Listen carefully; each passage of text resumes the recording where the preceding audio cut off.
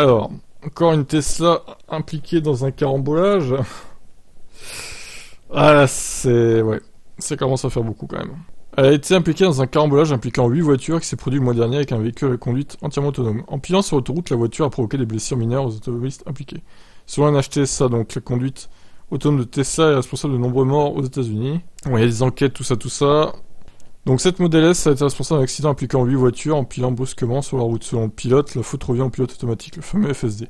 Alors qu'il roulait à 88 km/h, c'est précis, il s'est engagé dans la voie la plus à gauche de l'autoroute. Tout à coup, sa voiture s'est mise à freiner, jusqu'à atteindre 32 km/h. Évidemment, les véhicules qui roulaient à plus de 100 km/h l'ont percuté, forcément. Alors à qui la faute?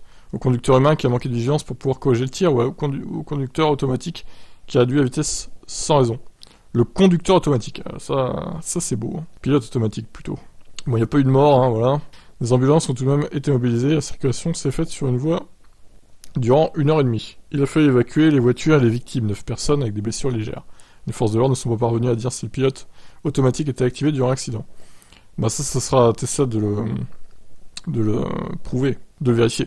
Hasard du calendrier, cet accident est survenu durant la journée où Musk se réjouissait de la version bêta de la conduite autonome intégrale. Bon, effectivement, alors il y en a moins, apparemment, des freinages fantômes, d'après ce que vous m'avez dit dans les commentaires. Mais il y en a encore, et ça c'est pas normal, je suis désolé. C'est super dangereux, quoi.